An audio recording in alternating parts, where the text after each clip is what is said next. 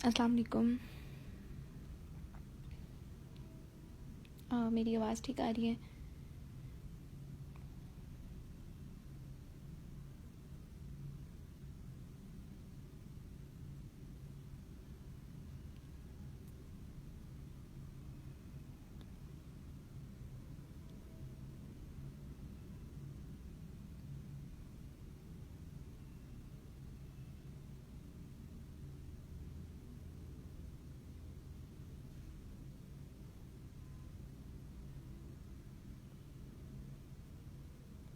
Alright. 5 minute इंतज़ार कर लेते हैं, 3-4 मिनट, उसके बाद हम स्टार्ट करते हैं। अगर किसी और ने आना है तो वो आ जाए। आप लोग बताएं कैसे हैं आप?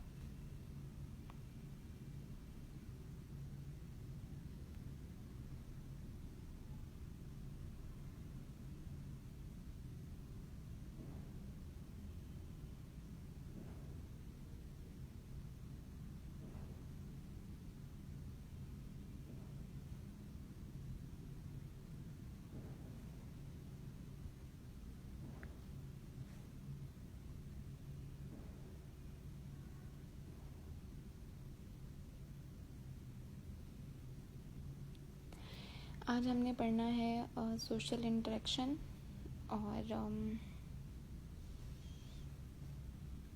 सोशल इंटरेक्शन पढ़ना है, सोशल कंट्रोल पढ़ना है इंशाल्लाह।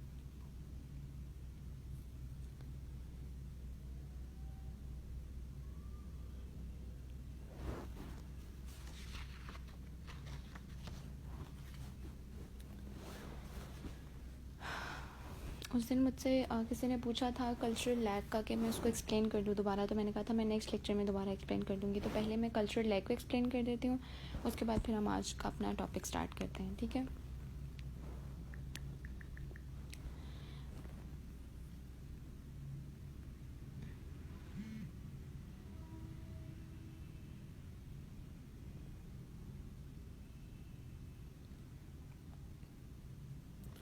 अच्छा।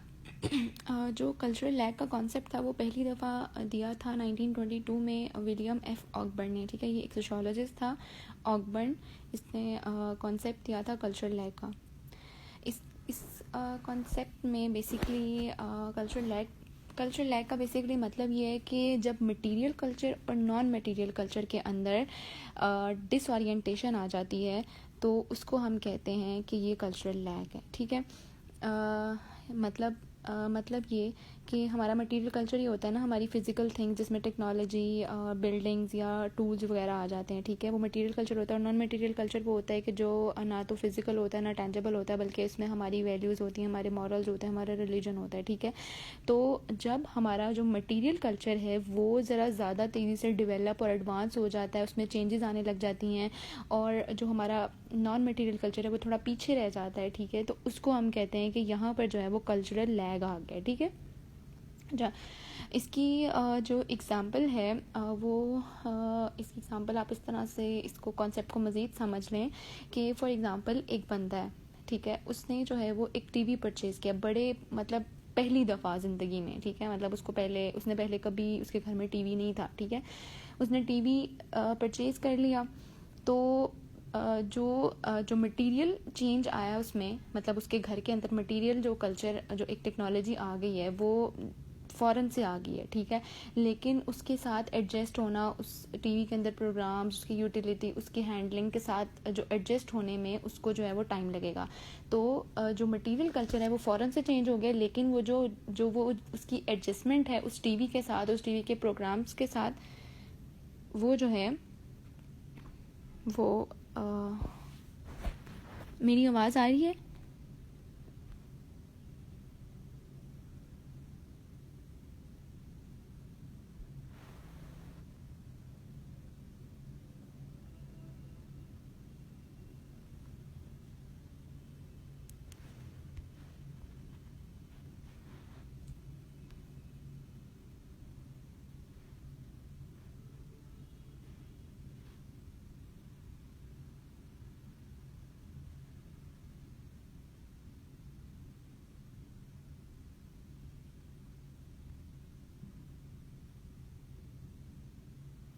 ठीक हो गया। अच्छा, तो ये जो है वो ये कल्चरल लैग का कॉन्सेप्ट था, ठीक है। उसके बाद हम आज का टॉपिक जो है वो स्टार्ट करते हैं। आज हमने पढ़ना है सोशल, सबसे पहले सोशल मोबिलिटी। सोशल मोबिलिटी क्या होती है? किसी भी सोसाइटी के अंदर जब हम एक जगह से दूसरी जगह मूव करते हैं उसको हम सोशल मोबिलिटी कहते हैं, चाहे वो सोशल स्टेटस के हिसाब से हो या रेजिडेंस के हिसाब से हो, ठीक है। इसकी एक डेफिनेशन फेयरचाइल्ड ने बताई थी कि social mobility is a movement from one condition to another, ठीक है। अच्छा, इसकी अब कुछ टाइप्स हैं सोशल मोबिलिटी की with respect to social status. सबसे पहली टाइप है हॉरिजॉन्टल मोबिलिटी, उसके बाद वर्टिकल मोबिलिटी, और उसके बाद इंटर जनरेशनल मोबिलिटी और इंट्रा जनरेशनल मोबिलिटी, ठीक है। सबसे पहले हॉरिजॉन्टल मोबिलिटी। हॉरिजॉन्टल मोबिलिटी क्या होती है कि ऐसी मोबिलिटी जिसके अंदर हमारी जो सोशल पोजीशनिंग है वो चेंज नहीं होती है, लेकिन हमारा जो ऑक्यूपेशन है वो चेंज हो जाता है, ठीक है। वालेकुम अस्सलाम। जिसमें मैंने क्या बताया कि हॉरिजॉन्टल मोबिलिटी क्या होती है, जिसमें हमारी सोशल फंक्शनिंग चेंज नहीं होती है, लेकिन हमारा जो ऑक्यूपेशन है वो चेंज हो जाता है। लाइक हमारी इनकम और हमारे स्टेटस में किसी किस्म का कोई चेंज नहीं आता, लेकिन हमारे प्रोफेशन में चेंज आता है, ठीक है। फॉर एग्ज़ाम्पल कि किसी भी सेम इंस्टीट्यूशन के अंदर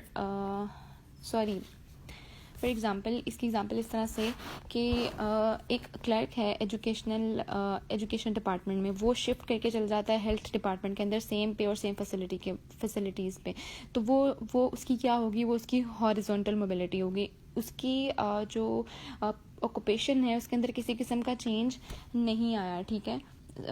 उसकी सोशल पोजीशनिंग के अंदर किसी किस्म का चेंज नहीं आया, लेकिन उसका जो वो जो ऑक्यूपेशन है, पहले वो एजुकेशन डिपार्टमेंट में था, उसके बाद उसको शिफ्ट करके हेल्थ डिपार्टमेंट में वो चला गया, तो ये जो है वो इसको क्या कहेंगे? हम इसको हॉरिजॉन्टल मोबिलिटी कहेंगे, ठीक है। उसके बाद हमारे पास आ जाती है वर्टिकल मोबिलिटी। वर्टिकल मोबिलिटी जो है,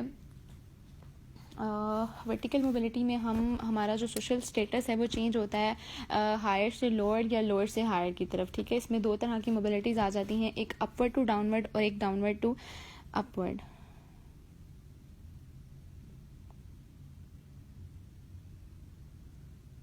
ठीक है।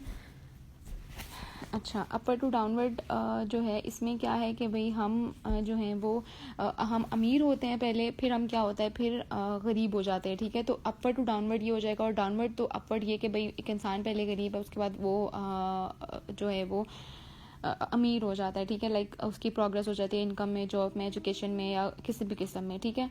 तो ये जो है वो ये वर्टिकल सोशल मोबिलिटी होती है। उसके बाद हमारे पास आ जाती है इंटर जनरेशनल मोबिलिटी और इंट्रा जनरेशनल मोबिलिटी। जी बिल्कुल, जब आप प्रमोट हो जाते हैं किसी स्केल पे, तो वो वर्टिकल मोबिलिटी होती है। अच्छा, इसके बाद इंटर जनरेशनल सोशल मोबिलिटी क्या होती है कि ये जो है वो ये इसके अंदर दो जनरेशन इन्वॉल्व होती हैं, ठीक है। फॉर एग्ज़ाम्पल कि आपका जो फादर था, मतलब फॉर एग्ज़ाम्पल एक बंदा है, ठीक है, एक इंडिविजुअल है, उसका जो फादर है वो क्या है, वो एक कैब ड्राइवर है, ठीक है। लेकिन वो क्या करता है, वो मेहनत करके जो है वो एक CSP ऑफिसर बन जाता है, ठीक है। तो क्या है कि उसका फादर जो था वो मतलब थोड़ा सा लेस प्रिविलेज था, लेकिन उसका जो बेटा है वो मेहनत करके अमीर हो गया। तो इसके अंदर जो है वो दो जनरेशन इन्वॉल्व हैं, इसलिए इसको हम इंटर जनरेशनल सोशल मोबिलिटी कहेंगे। हम सोशल मोबिलिटी पढ़ रहे हैं सोशल इंट्रैक्शन के अंदर, ठीक है। अच्छा, तो यहाँ तक तो हो गई इंटर जनरेशनल। उसके बाद इंट्रा जनरेशनल के अंदर जो है वो एक ही सिंगल जनरेशन के अंदर या तो अपवर्ड मोबिलिटी होती है या डाउनवर्ड मोबिलिटी होती है, ठीक है। मतलब क्या कि एक ही घर के अंदर मतलब 4 भाई हैं, ठीक है, उनमें से एक CSP ऑफिसर है, एक किसी और ऑक्यूपेशन में है, लेकिन वो थोड़ा सा लो है, और ठीक है, तो बाकी जो तो हैं वो भी थोड़ा कम है। तो ये जो होगी ये इंट्रा जनरेशनल सोशल मोबिलिटी होगी कि अपवर्ड भी और डाउनवर्ड मोबिलिटी जो है वो एक विद इन वन जनरेशन है, ठीक है। और इंटर जनरेशन के अंदर दो जनरेशन इन्वॉल्व होती हैं, ठीक है। अच्छा, अब कुछ डिटर्मिनेंट्स हैं सोशल मोबिलिटी के। वो कौन से ऐसे फैक्टर्स हैं जिनसे सोशल मोबिलिटी इंक्रीज़ होती है या डिक्रीज़ होती है, ठीक है। सबसे पहले तो एजुकेशन, ये सबसे बेसिक फैक्टर है सोशल मोबिलिटी का।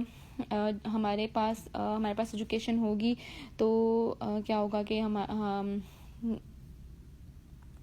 हमें अच्छी जॉब मिलने के ज़्यादा चांसेस होंगे, हमारी अपॉर्चुनिटीज़ ज़्यादा इंक्रीज़ करेंगी। जब हमारे पास अपॉर्चुनिटीज़ होंगी तो क्या होगा कि हमारा जो सोशल स्टेटस है वो इंक्रीज़ होगा, तो और हमारी जो है वो इस तरह से सोशल मोबिलिटी जो है वो होगी। उसके बाद इंडस्ट्रियलाइजेशन। अब जितनी ज़्यादा इंडस्ट्रियलाइजेशन होगी उतनी ज़्यादा जॉब अपॉर्चुनिटीज़ होंगी और लोग जो हैं वो मूव करेंगे from one area to another, और उस स्पेसिफिक एरिया के अंदर क्या होंगे, इकोनॉमिक रिसोर्सेज इंक्रीज़ होंगे और मोबिलिटी ज़्यादा होगी। उसके बाद अर्बनाइजेशन एक और फैक्टर है जिसकी वजह से सोशल मोबिलिटी होती है। लोग जो हैं वो रूरल एरिया से अर्बन एरियाज़ की तरफ मूव करते हैं अपॉर्चुनिटीज़ अवेल करने के लिए, ठीक है। तो उसके बाद transportation, rapid mean to move from one place to another.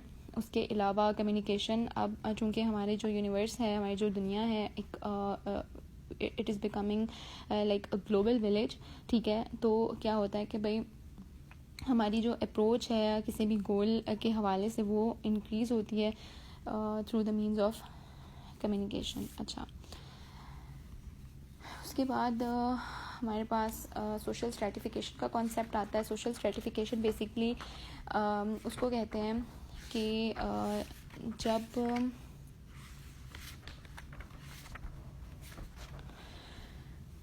किसी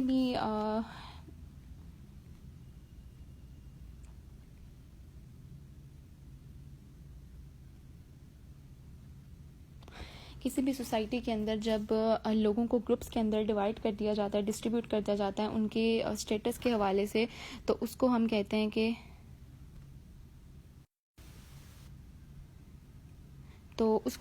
कि ये जो है वो ये सोशल स्ट्रैटिफिकेशन है, ठीक है।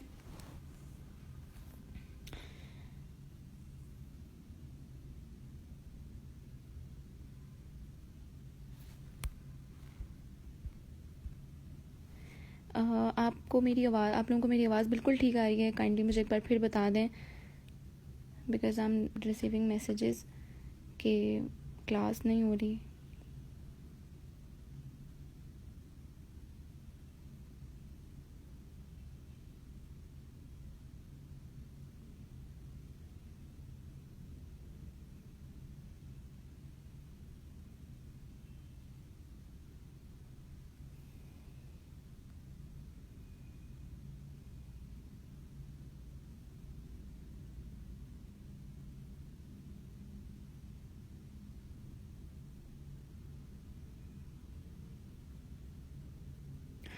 ठीक हो गया,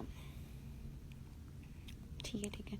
अच्छा जी, सोशल स्ट्रैटिफिकेशन की बात हो रही थी कि जब सोसाइटी के अंदर डिफरेंट ग्रुप्स बना दिए जाते हैं on the basis of their status, तो उसको हम सोशल स्ट्रैटिफिकेशन कहते हैं।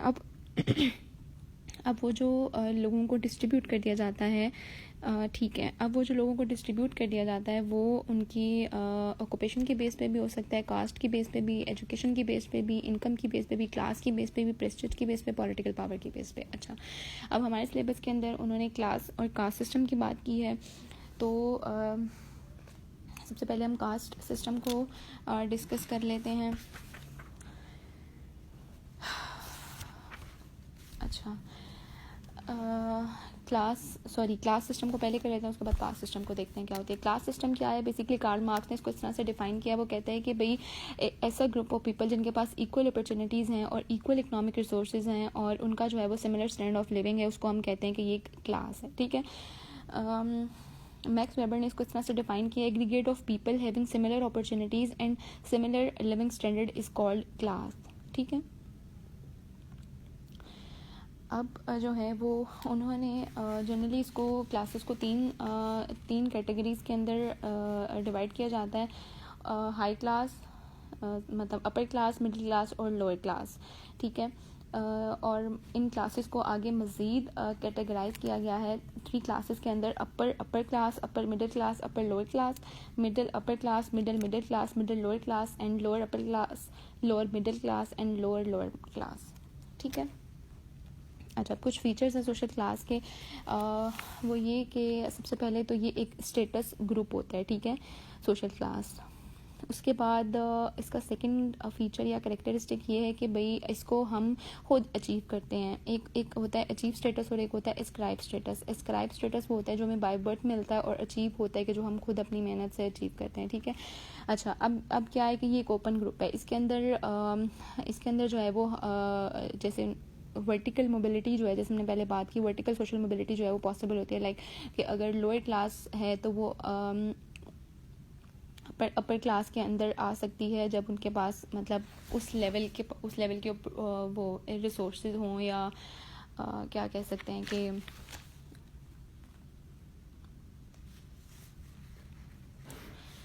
ठीक है। अच्छा, उसके बाद जी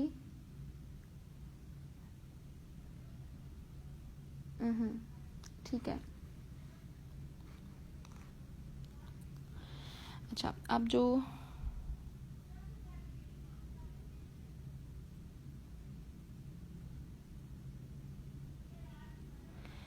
ठीक है, जो रिपीट करनी हो मुझे बता दें, मैं भी रिपीट कर देती हूँ, उसके बाद नेक्स्ट मैं स्लो ही बोलूँगी।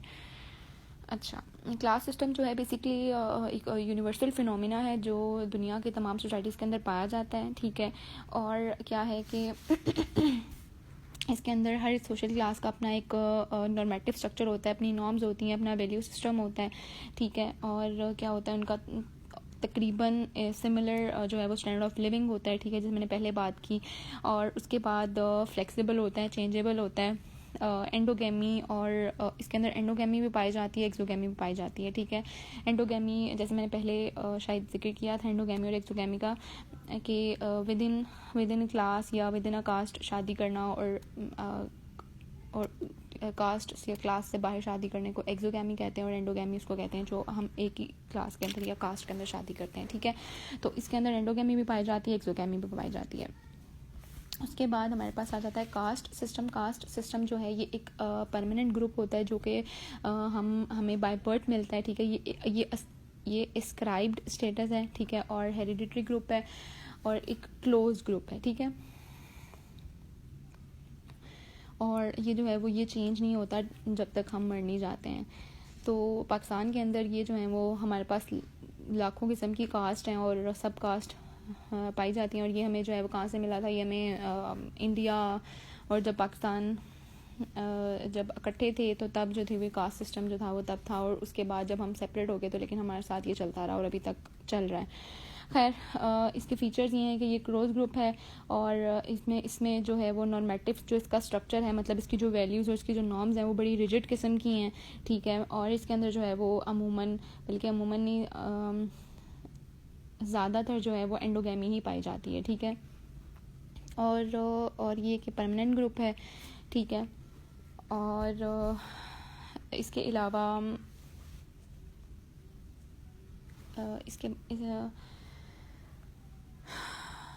और क्या है, और ये कि भाई रिजिड होता है अपनी वैल्यूज़ के हिसाब से। और क्लास सिस्टम के अंदर कोई बिरादरी वाला सिस्टम नहीं पाया जाता, लेकिन कास्ट के अंदर पाया जाता है, ठीक है। और ये बस यहाँ तक तो हो गया हमारा कास्ट सिस्टम, क्लास सिस्टम और सोशल मोबिलिटी की बात होगी। उसके बाद हमारे पास उसके बाद जो है वो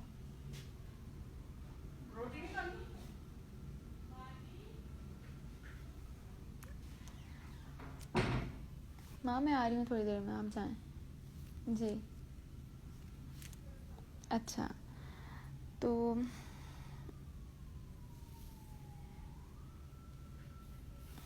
जी ठीक है।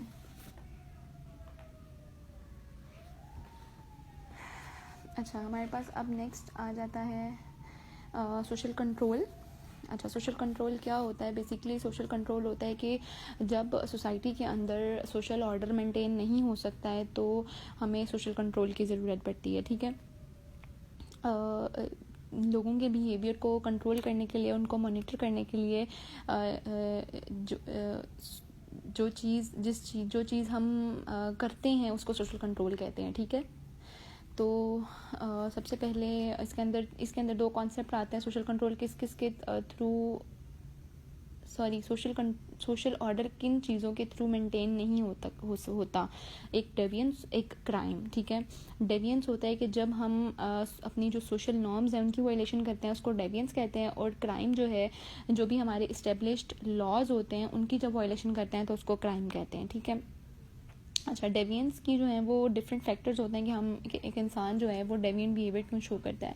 उसके कुछ बायोलॉजिकल फैक्टर्स हैं, कुछ साइकोलॉजिकल फैक्टर्स हैं, कुछ सोशल फैक्टर्स हैं, ठीक है। बायोलॉजिकल जो फैक्टर्स हैं वो अगर किसी ने क्रिमिनोलॉजी रखी हुई आप लोगों में से तो उसको ज़्यादा अच्छी तरह पता होगा, क्योंकि इसकी डिफरेंट थेरीज़ हैं बायोलॉजिकल। शेल्डन ने दी थी, ब्रोसो ने दी थी, हिपोक्रेट्स ने दी थी। उन्होंने कहा था कि भाई इसको मैं मतलब थोड़ा सा ही बता रही हूँ, बाकी इसकी डिटेल जानने की तो ज़रूरत नहीं है शायद। अच्छा, उन्होंने कहा था कि भाई जनरल मतलब एक इंसान है ना, उसकी बॉडी फीचर्स इस तरह के होते हैं, जेनेटिकली वो इस तरह से होता है, उसके बॉडी फीचर्स इस तरह से होते हैं कि वो क्राइम करता है, वो डेवियंस बिहेवियर शो करता है और उसके बाद फिर वो क्राइम करता है, ठीक है। उसके बाद साइकोलॉजिकल फैक्टर्स की बात अगर हम करें तो ये कहा जाता है कि भाई कुछ ऐसे स्पेसिफिक मेंटल डिसऑर्डर्स होते हैं, साइकोलॉजिकल मेंटल डिसऑर्डर्स होते हैं कि जिसकी वजह से इंसान जो है वो सीरियल किलर बन जाते हैं। अच्छा, और सोशल फैक्टर्स डेवियंस के क्या होते हैं कि सबसे पहले तो फैमिली, जब हमें पता है कि भाई फैमिली जो है वो किसी भी चाइल्ड की डेवलपमेंट के लिए प्राइमरी इंस्टीट्यूशन है, ठीक है, और सबसे इम्पॉर्टेंट इंस्टीट्यूशन है। कोई बच्चा जो है वो कुछ भी लर्न करता है तो सबसे पहले वो अपनी फैमिली से करता है। तो जब इनअप्रोप्रिएट इम्प्रॉपर सोशलाइजेशन होती है किसी भी बच्चे की तो क्या होता है कि फिर वो जो है वो बड़ा होकर या बड़ा होकर नहीं, उसी टाइम ही जो है वो उसी टाइम तो नहीं, सॉरी, मतलब थोड़ा बड़ा होकर क्या होता है कि फिर वो डेविएंट बिहेवियर शो करता है, ठीक है, जो भी उसकी एग्जिस्टिंग नॉर्म्स हैं उनकी वायलेशन करता है। सेकंड फैक्टर है कि भाई ब्रोकन फैमिलीज़ की वजह से भी कल्चर ऑफ, हाँ बिल्कुल, ये मैंने बात करनी थी। कल्चर ऑफ पॉवर्टी जो है ये इंशाल्लाह मैं नेक्स्ट लेक्चर में आपको बिल्कुल मतलब एक प्रॉपर बताऊंगी। ये बेसिकली एक थ्योरी है कि जिसमें उसने बताया कि भाई एक जो पुअर होता है वो सारी ज़िंदगी अपनी वैल्यूज़ और मतलब अपनी पॉवर्टी की वजह से मतलब पुअर होने की वजह से वो पॉवर्टी में ही रहता है सारी उम्र। ये एक थ्योरी है कल्चर ऑफ पॉवर्टी, ये मैं इंशाल्लाह नेक्स्ट लेक्चर में आपको कवर करवा दूँगी, ठीक है जी। मुझे वैसे ये पता था लेकिन मैंने कहा मैं एंड में आपको बता दूंगी कि कल्चर ऑफ पॉवर्टी हमारा रह गया और फ्यूडल सिस्टम वो आप लोग खुद करेंगे। फ्यूडल सिस्टम इन पाकिस्तान, उसमें मेरा बताने वाला तो कुछ भी नहीं है, लेकिन ये जो कल्चर ऑफ पॉवर्टी है ये इंशाल्लाह मैं नेक्स्ट लेक्चर में आपको बता दूंगी, ठीक है। अच्छा, उसके बाद सेकेंड फैक्टर है ब्रोकन फैमिलीज़ की वजह से भी इंसान जो है वो डेविएंट बिहेवियर शो करता है। जब हमारी जो एजुकेशन, फॉर्मल एजुकेशन की कमी होती है, जब हमारे पास एजुकेशन नहीं होती है, ठीक है,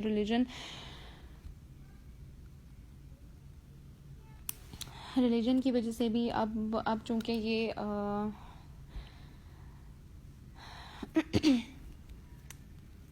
ठीक है। अच्छा, रिलीजन की वजह से भी जो है वो इंसान डेविएंट बिहेवियर शो करता है। क्यों, किस वजह से कि अब ये कहा जाता है कि हम रिलीजन के नाम पे किसी को कत्ल करना, ठीक है, मतलब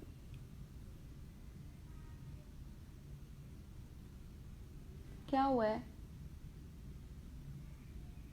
अच्छा,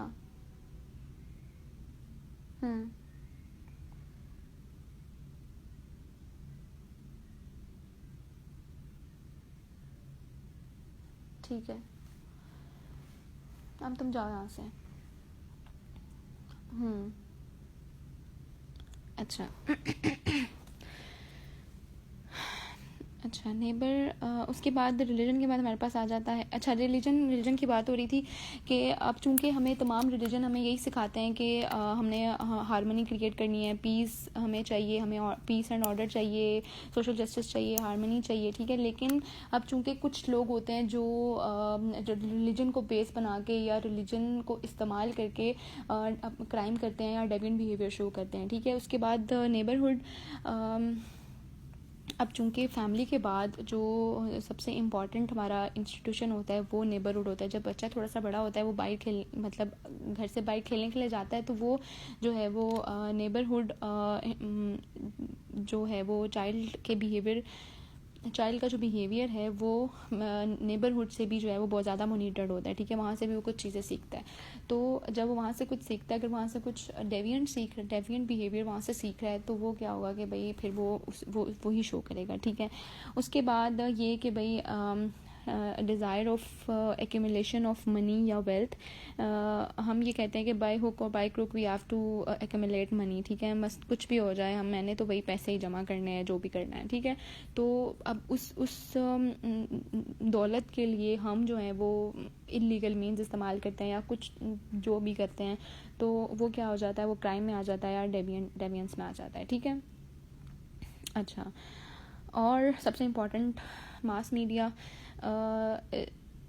ये मतलब हम जो है वो किस तरह से मीडिया का इस्तेमाल करते हैं, ये इस चीज़ के ऊपर डिपेंड करता है। अच्छा इस्तेमाल करेंगे तो अच्छे आउटकम्स आएंगे, बुरा इस्तेमाल करेंगे तो हम जो है वो अच्छा अब ये डेफिनेशन नोट कर लें या लिख लें। ब्रूस और ऑर्बच ने इसको डिफ़ाइन किया था, all means and methods used to induce a person to conform to the expectation of a group or society is called social control, ठीक है। किसी भी सोसाइटी या ग्रुप की जो भी एक्सपेक्टेशंस है किसी भी इंसान के हवाले से, वो जो है वो उसको पूरा करना सोशल कंट्रोल कहलाता है, ठीक है।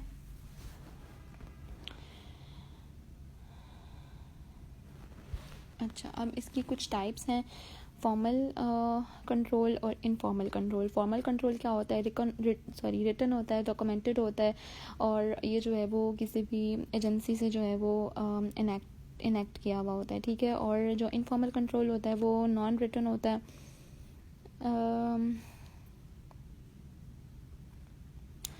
ठीक है। नॉन रिटन होता है, इसके अंदर हमारे सोशल नॉर्म्स आती हैं, फोकवेज आते हैं, गॉसिप्स आते हैं, कास्ट सिस्टम आता है, कस्टम्स आता है। मतलब ये बेसिकली क्या है कि ये उस तरह से लीगल नहीं होता है, ठीक है, हमारा इनफॉर्मल जो कंट्रोल है। फॉर्मल कंट्रोल के अंदर हमारे पास कोई भी एजेंसी होती है, लेकिन इसके अंदर हमारा सोशल नेटवर्क होता है। अच्छा, फॉर्मल कंट्रोल जो है वो इफेक्टिव और स्ट्रॉन्ग होता है, और जो हमारा इनफॉर्मल कंट्रोल है वो लेस स्ट्रॉन्ग होता है। जो फॉर्मल कंट्रोल है ये लार्जर ग्रुप ऑफ पॉपुलेशन के लिए होता है, और जो इनफॉर्मल कंट्रोल है वो स्मॉलर ग्रुप ऑफ पॉपुलेशन के लिए होता है, ठीक है। और फॉर्मल में हमारे पास इन पनिशमेंट इन्वॉल्व होती है, और इसमें हमारे पास कोई पनिशमेंट नहीं इन्वॉल्व होती, ठीक है। उसके बाद हमारे पास कुछ एजेंट्स हैं सोशल कंट्रोल के, वो क्या है। सबसे पहले मतलब किस तरह से हम सोशल कंट्रोल को मेंटेन कर सकते हैं, या वो कौन से मैकेनिज़्म हैं जिसके थ्रू हम सोशल कंट्रोल ला सकते हैं, ठीक है। सबसे पहले फैमिली, ये मेजर पैटर्न है सोशल कंट्रोल का।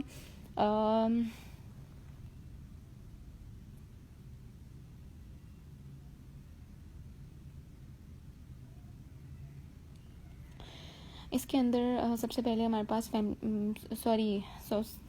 हाँ, ठीक है, फैमिली जो है वो सबसे मेजर जो है वो पैटर्न है सोशल कंट्रोल का हमारे पास।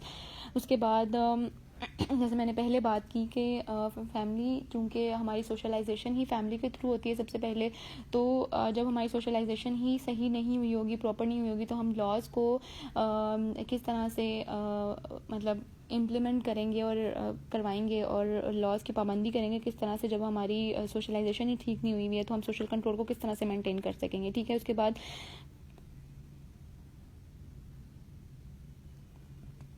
हमारे पास आ जाता है नेबरहुड आ जाता है, ये इंपॉर्टेंट रोल प्ले करता है।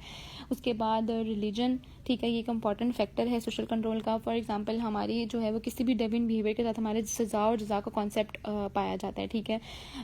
तो पेरेंट्स के साथ जो है वो पेरेंट्स के साथ बदतमीज़ी करना, ये भी जो है वो ये हमारे डेविएंट बिहेवियर में आती है, ठीक है। तो अब हमारा इसके साथ एक सज़ा का कॉन्सेप्ट है और एक जज़ा का कॉन्सेप्ट है। हमें पता है कि अगर हमने पेरेंट्स के साथ बदतमीज़ी की देन भी मतलब हम जो हैं वो हमें सज़ा दी जाएगी, और अगर हम उनके साथ अच्छा सलूक करेंगे तो हमें जो है वो जज़ा दी जाएगी, ठीक है।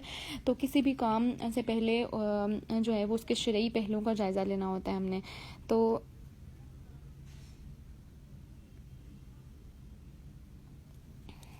उसके बाद हमारे पास इसका फोर्थ एजेंट है फॉर्मल एजुकेशन या स्कूल। ये एक पावरफुल एजेंट है जिसके फॉर्मल हमें फॉर्मल चीज़ें हमारे स्कूल में ही सिखाई जाती हैं ना। हमें स्कूल में जो है वो सिखाया जाता है कि वक्त की पाबंदी करनी है। अगर हम लेट जा रहे हैं हमें पनिशमेंट दी जाती है। स्कूल के रूल्स और रेगुलेशन सिखाए जाते हैं। तो ये भी जो है वो हमारे सोशलाइजेशन के अंदर इंक्लूड होता है। लॉज तो सबसे most important, powerful, impactful, effective जो है वो एजेंट है, ठीक है। उसके बाद एडमिनिस्ट्रेशन आ जाती है। इसके अंदर एडमिनिस्ट्रेशन में हमारे federal, district, provincial level administration आ जाती है जो हमारे सोशल कंट्रोल को इंश्योर करवाती है, ठीक है। उसके बाद ये तो हो गए। और उसके बाद मेरा ख्याल है पनिशमेंट आ जाती है शायद, के जिससे जो है वो सोशल कंट्रोल हमें मेंटेन करते हैं। पनिशमेंट के अंदर हम 4 हमारे पास नेक्स्ट इसकी वो हायरार्की है, डेटरेंस, रिहैबिलिटेशन, रेट्रीब्यूशन और इनकैपेसिटेशन। अच्छा, इसके बाद हमारे पास एनॉमी थेरी है। एनॉमी थेरी का कॉन्सेप्ट, एनॉमी बेसिकली होता है, एनॉमी का मतलब होता है कि भाई किसी भी सोशल स्ट्रक्चर के ब्रेकडाउन को हम एनॉमी कहते हैं।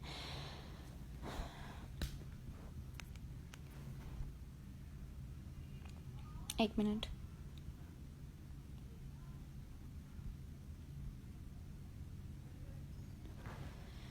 अच्छा, अब जो रॉबर्ट के मर्टन ने, वालेकुम अस्सलाम सर, कैसे हैं आप? रॉबर्ट के मर्टन ने ये थेरी दी थी, एनॉमी थेरी। उसने कहा था कि भाई बहुत सारे लोग जो हैं वो कोशिश करते हैं अपने कल्चरली जो एक्सेप्टेड या रिकग्नाइज्ड गोल्स हैं उनको अचीव करने के लिए, ठीक है। तो क्या होता है कि जब उन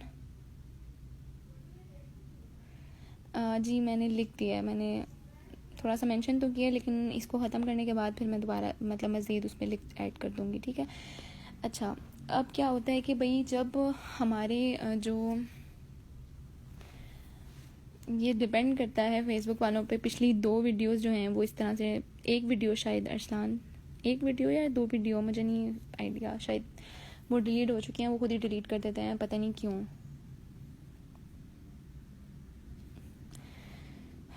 देखें अब ये वाली होती है कि नहीं होती है, खैर। अच्छा, हम यहाँ पे थे कि वो अब रॉबर्ट के मर्टन जो है वो कहता है, उसका आइडिया बेसिकली ये था, बेसिक आइडिया, कि बहुत सारे जो लोग होते हैं वो अपने जो कल्चरली एक्सेप्टेड गोल्स होते हैं उनको अचीव करने, मतलब उसको अचीव करने की कोशिश करते हैं, ठीक है।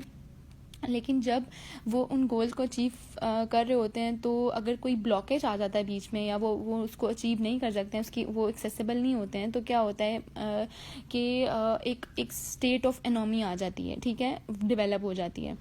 तो उस स्टेट ऑफ एनॉमी की वजह से क्या होता है कि उस इंसान में, ग्रुप ऑफ पीपल में, या उस इंडिविजुअल में क्या होता है कि डेविएंट बिहेवियर आ जाता है, ठीक है।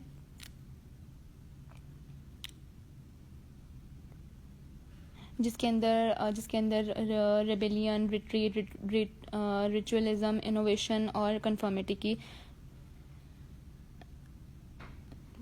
होती है। जी मैंने खानी है जी। अच्छा,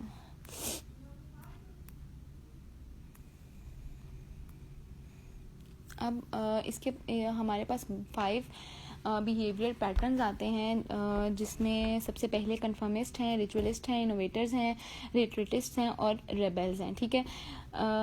एनॉमी थेरीज मैंने पहले बताया कि जब कल्चरली एक्सेप्टेड गोल्स और उनको अचीव करने के लिए जो हमारे मीन्स होते हैं उनमें डिसओरिएंटेशन और जब इम्बैलेंस आ जाता है उसको हम एनॉमी थेरी कहते हैं, ठीक है। और अच्छा, अब कंफर्मिस्ट कौन होते हैं?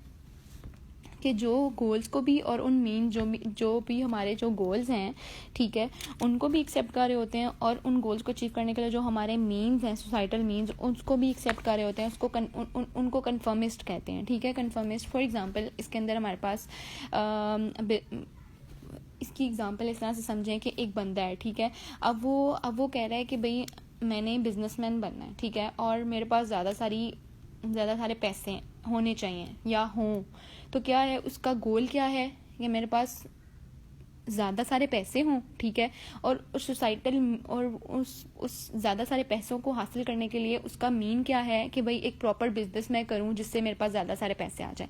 तो सोसाइटल मीन क्या होगा यहाँ पर, प्रॉपर उसका एक बिजनेस, ठीक है, और उसका गोल क्या है कि एक्यूमुलेशन ऑफ वेल्थ, ठीक है। तो फिर क्या होगा कि वो जो बनना चाह रहा है वो बन जाएगा, मतलब बिजनेस मैन अगर वो बनना चाह रहा है तो वो बन जाएगा। मतलब इसमें कन्फर्मिस्ट जो होते हैं वो गोल्स को भी एक्सेप्ट कर रहे होते हैं और मीन्स को भी एक्सेप्ट कर रहे होते हैं, ठीक है। रिचुअलिस्ट जो होते हैं वो क्या है, वो जो हमारे जो गोल्स हैं, कल्चरली एक्सेप्टेड गोल्स, उसको एक्सेप्ट नहीं करते, ठीक है, बल्कि हमारे जो मीन्स हैं उसको एक्सेप्ट करते हैं। अच्छा, वो कहते हैं, अब रिचुअलिस्ट क्या कहते हैं कि भाई वेल्थ मेरे पास आए या ना आए खैर है, कोई बात नहीं, लेकिन मेरा जो मकसद, मतलब जो मेरा सोसाइटल मीन है कि मैंने हार्डवर्क करनी है, हार्डवर्क के थ्रू अगर मेरे पास वेल्थ आ रही है तो ठीक है, अगर नहीं भी आ रही है लेकिन मैंने हार्डवर्क करनी ही है, ठीक है। तो ये जो होगा ये कौन होंगे, ये रिचुअलिस्ट होंगे, ठीक है। उसके बाद हमारे पास आ जाते हैं इनोवेटर्स, जो गोल्स को भी एक्सेप्ट कर रहे होते हैं और लेकिन मीन्स को एक्सेप्ट नहीं कर रहे होते हैं, ठीक है। वो कहते हैं कि भाई मतलब अब उनका मकसद है एक्यूमुलेशन ऑफ वेल्थ, लेकिन अब जो सोसाइटल मीन्स थे कि भाई एक इलीगल वे में या एक अच्छे तरीके से हम अपने उस चीज़ को, टारगेट को अचीव करें, वो कहते हैं कि भाई मैंने नहीं करना, इस चीज़ को मैं नहीं मानता, एक्सेप्ट सोसाइटल मीन्स को एक्सेप्ट नहीं करते हैं, ठीक है। लाइक अगर वो मतलब वो कह रहे हैं कि मैंने एक्यूमुलेशन ऑफ वेल्थ, मुझे दौलत चाहिए लेकिन मैंने कोई लीगल मीन नहीं इस्तेमाल करना, मेरी जो दिल करेगा मैं वो करूँगा, चोरी करना, डाका डालना, ये जो है वो ये इनोवेटर्स में आ जाता है। लाइक कि गोल्स को तो एक्सेप्ट कर रहे हैं लेकिन वो मीन्स को एक्सेप्ट नहीं कर रहे हैं। अच्छा, उसके बाद हमारे पास फोर्थ इसकी फॉर्म है रिट्रीटिस्ट, ठीक है। रिट्रीटिस्ट जो हैं वो ये गोल्स को भी एक्सेप्ट नहीं कर रहे होते हैं और मीन्स को भी एक्सेप्ट नहीं कर रहे होते हैं, ठीक है। वो ना उनको पैसे चाहिए और ना उनको एक प्रॉपर वे में, मतलब ना वो उसको, जाहिर है जब उनका कोई गोल ही नहीं है तो वो मीन्स उसको अचीव करने के लिए मीन्स को भी जो है वो एक्सेप्ट नहीं करेंगे, ठीक है। इसमें हमारे पास ड्रग यूजर्स आ जाते हैं, होमलेस पीपल आ जाते हैं, ठीक है। अच्छा, उसके बाद रेबल्स, इसकी फिफ्थ फॉर्म है रेबल्स कौन होते हैं, जो ना तो गोल्स को एक्सेप्ट करते हैं ना मीन्स को एक्सेप्ट करते हैं, बल्कि क्या करते हैं अपने ऑल्टरनेट बना लेते हैं, गोल्स भी और मीन्स भी, मतलब अपने गोल्स और अचीव को सब्स्टिट्यूट कर लेते हैं जो एग्जिस्टिंग गोल्स और मीन्स होते हैं, ठीक है। मतलब रेबेलियंस से हमें पता चल रहा है कि यार वो बागी हो जाते हैं, अपनी मर्जी करते हैं, जो उनका दिल चाह रहा है, अपने उन गोल्स को एक्सेप्ट नहीं करना लेकिन अपने बना लेने और उनको एक्सेप्ट करना है, ठीक है। तो यहाँ तक तो हो गई एनॉमी थ्योरी। उसके बाद एलियनेशन थ्योरी है यहाँ पे हमारे पास। एलियनेशन का मतलब होता है कि पावरलेसनेस, आइसोलेशन, मीनिंगलेसनेस, सॉरी, ठीक है। अच्छा, अब डिफरेंट सोशल साइंटिस्ट ने जो है वो एलियनेशन को उन्होंने कहा है कि ये एक प्योरली इंटेलेक्चुअल फिनोमिना है, ठीक है। लेकिन जो कार्ल मार्क्स है वो कहता है कि भाई ये जो है वो ये मटेरियल और सोशल प्रोसेस है, ठीक है। अब वो मटेरियल और सोशल प्रोसेस क्यों कहता है इस फिनोमिना को, एलियनेशन को, वो इसलिए कहता है, वो कहता है कि भाई हमारी जो है वो कैपिटलिस्ट सोसाइटी है, ठीक है। तो क्या है कि भाई दो क्लासेस बनी हुई है, एक कैपिटलिस्ट क्लास है, एक वर्किंग क्लास है। जो वर्कर्स हैं they are bound to sell their power, strength, expertise and skills to the capitalist, ठीक है। तो क्या होता है कि भाई जो वर्कर है उसका कोई कंट्रोल नहीं होता ना प्रोडक्ट ऑफ लेबर के ऊपर और ना ही उस लेबर के ऊपर, ठीक है। जो बेसिकली उसकी लाइफ एक्टिविटी होती है जिसके अंदर वो काम कर रहा होता है, ना तो उसके ऊपर कंट्रोल होता है, ना जो वो प्रोडक्ट बना रहा है उसके ऊपर कोई कंट्रोल होता है, ठीक है।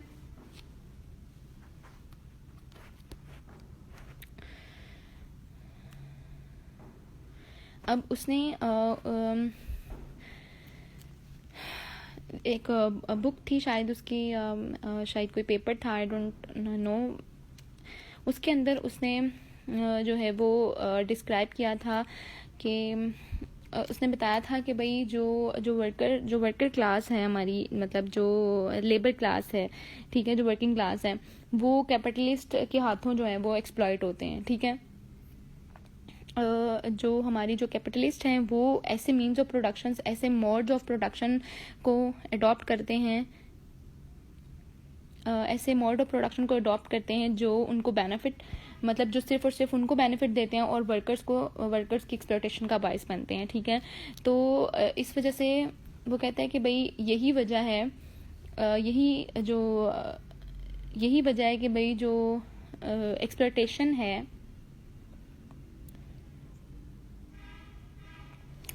यही इसी एक्सप्लॉयटेशन की वजह से जो कैपिटलिस्ट और वर्किंग क्लास है वो सेपरेट हो गए हैं, ठीक है। लाइक कि उसने उसको फिर कहा कि एलियनेट हो गए हैं, एलियनेशन का कॉन्सेप्ट उसने यहाँ से दिया।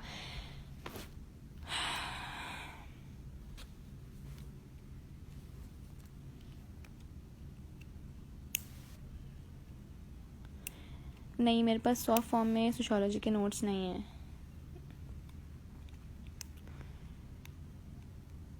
वो कहता है कि भाई जो वर्किंग भी, अब उसने एलियनेशन का कॉन्सेप्ट यहाँ से क्यों निकाला कि भाई उन दोनों के दरमियान क्या होता है कि भाई एलियन मतलब सेपरेशन हो जाती है, क्यों होती है। वो कहता है कि भाई जो वर्किंग पीपल होते हैं वो अपना 100% देते हैं अपनी जॉब के अंदर, और लेकिन उनको मिलता कितना सा, उनको बिल्कुल थोड़ा सा मिलता है। और यहीं से ही उसने मतलब जो क्लास कॉन्फ्लिक्ट वाली थेरी है उसी से ही एलियनेशन वाली थेरी उसने ड्राइव की है, ठीक है। वो कहता है कि भाई 4 तरह की एलियनेशन होती है इसके बाद, ठीक है। उसने 4 टाइप्स बताई हैं। सबसे पहले उसने कहा है एलियनेशन फ्रॉम द ऑब्जेक्ट्स, ठीक है। फिर उसने कहा है alienation from the process of production,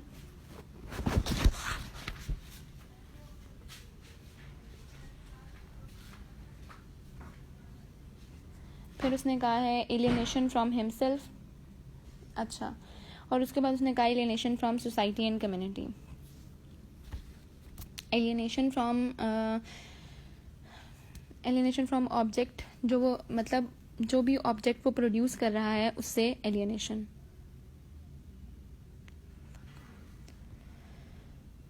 फिर उसके बाद उस प्रोसेस ऑफ प्रोडक्शन से एलियनेशन। उसके बाद खुद को वर्थलेस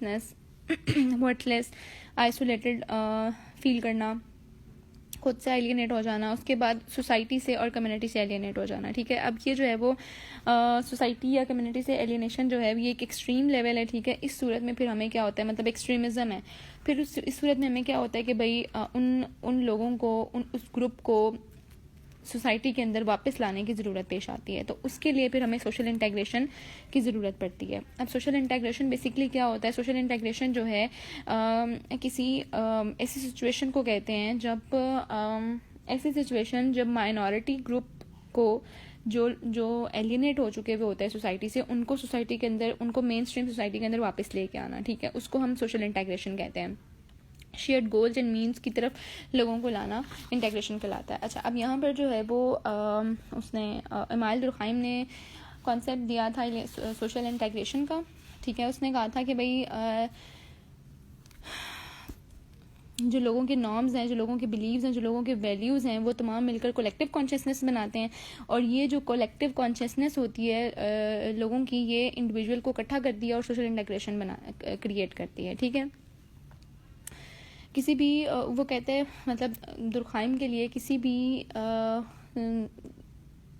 भी सोसाइटी की एग्जिस्टेंस को एक्सप्लेन करने के लिए सोशल जो कलेक्टिव कॉन्शियसनेस है वो बहुत ज़रूरी है। वो कहते हैं कि यही जो है वो सोसाइटी को प्रोड्यूस करती है और उसको इकट्ठा करके रखती है, ठीक है। अब उसके अंदर इसने दो टाइप्स बताई हैं सोशल इंटेग्रेशन की, जिसको हम सोलिडारिटी भी उसने कहा है कि भाई सोलिडारिटी भी है। एक है ऑर्गेनिक सोलिडारिटी और दूसरी है मैकेनिकल सोलिडारिटी। मैकेनिकल सोलिडारिटी जो है बेसिकली हमारी जो है वो, जब हम सिंपलर सोसाइटीज़ के अंदर जब हम रह रहे होते हैं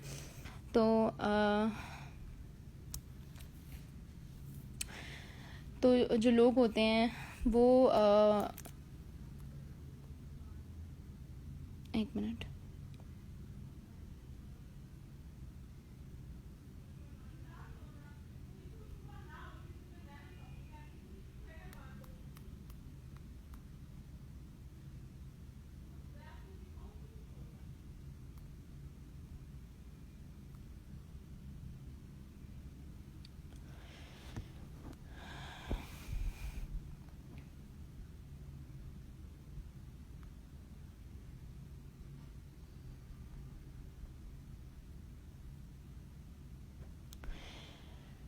अच्छा, हमारे पास एक ऑर्गेनिक सोलिडारिटी होती है, एक मैकेनिकल सोलिडारिटी होती है। जो ऑर्गेनिक सोलिडारिटी होती है वो जो है वो मॉडर्न सोसाइटीज़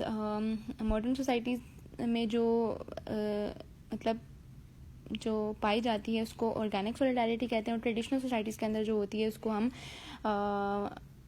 मैकेनिकल सोलिडारिटी कहते हैं। ठीक है,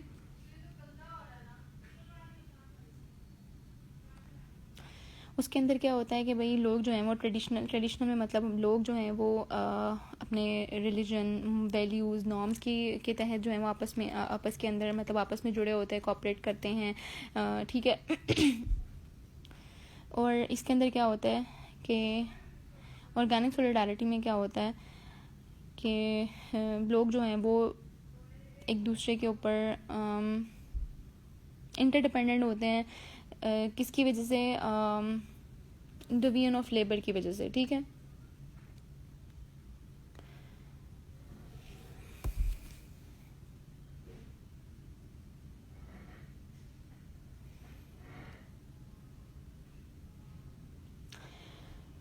नेक्स्ट हमारे पास कुछ मीन्स हैं सोशल इंटीग्रेशन के। किसके मतलब वो कौन से ऐसे वेज़ हैं, मेथड्स हैं जिनके थ्रू हम सोशल इंटीग्रेशन को अचीव कर सकते हैं। सबसे पहले कि हम जो भी मार्जिनलाइज या माइनॉरिटी ग्रुप है उसकी वॉइस को इंक्रीज़ करके, अगर किसी के माइंड में कुछ और आ रहा है तो प्लीज़ कमेंट में मेंशन करें कि किस तरह से हम सोशल इंटीग्रेशन को अचीव कर सकते हैं। ठीक है, मीन्स ऑफ सोशल इंटीग्रेशन क्या हो सकते हैं? अच्छा, सबसे पहले तो ये जो मैंने बताया कि भाई मार्जिनलाइज माइनॉरिटी ग्रुप की वॉइस को इंक्रीज़ करके, उसके बाद लोगों के लिए पॉलिटिकल अपॉर्चुनिटीज़ को क्रिएट करके, ठीक है, एक अच्छा एजुकेशनल क्या कहेंगे कि एक अच्छा एजुकेशनल सिस्टम देकर, और उसके बाद जॉब्स क्रिएट करके। चूँकि पॉलिटिकल इंस्टेबिलिटी है तो जो हमारा जो एम्प्लॉयमेंट सिस्टम है वो मतलब अनस्टेबल है। तो क्या है कि भाई जॉब क्रिएट करके, उसके बाद उन एलिनेटेड ग्रुप्स की रिप्रेजेंटेशन को इंक्रीज़ करके, उसके अलावा सोशल जस्टिस को इंश्योर करवा कर, और पॉवर्टी को एरेडिकेट करके, इकोनॉमिक अपॉर्चुनिटीज़ प्रोवाइड करके, by ensuring provision of human rights. उसके अलावा बताएं कोई?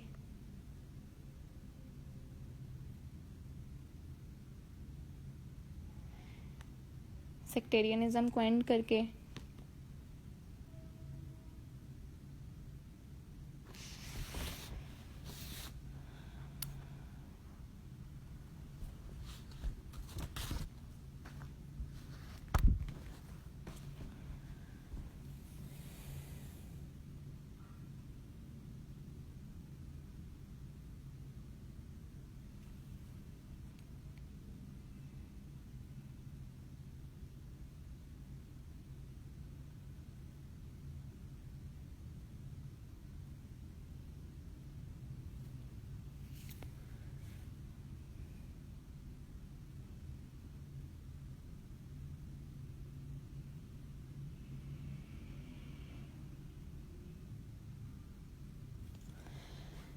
किसी का क्वेश्चन है तो पूछें।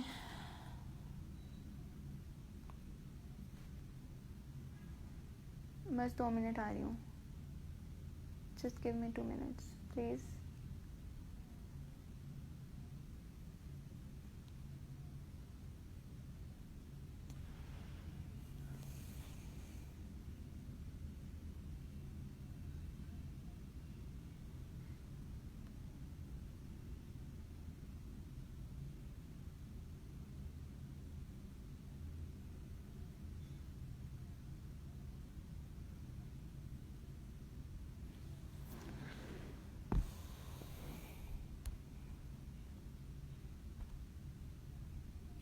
बेसिक कॉन्सेप्ट्स अगर आपने क्लियर करना है तो अब्दुल हमीद तगा की जो बुक है एन इंट्रोडक्शन टू सोशियोलॉजी वो सबसे बेस्ट है, जिसमें आपके तमाम जो बेसिक कॉन्सेप्ट्स हैं और जो आइडियाज़ हैं अबाउट सोशियोलॉजी और जो भी सारे कवर हो जाते हैं। उसके अलावा मुझे मेरे टीचर ने एक बुक रिकमेंड की थी, वो मैं यहाँ पे मेंशन कर देती हूँ।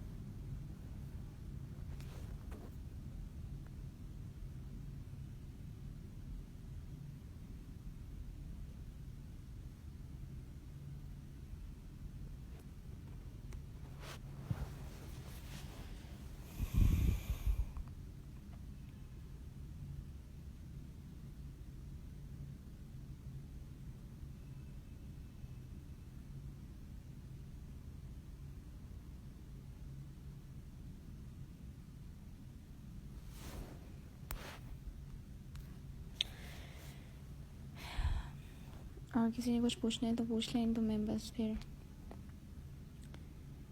एंड करूँ क्लास को।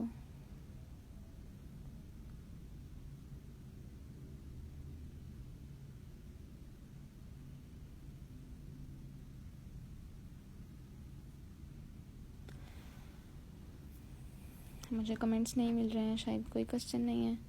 चलें ठीक है फिर, अल्लाह हाफ़िज़।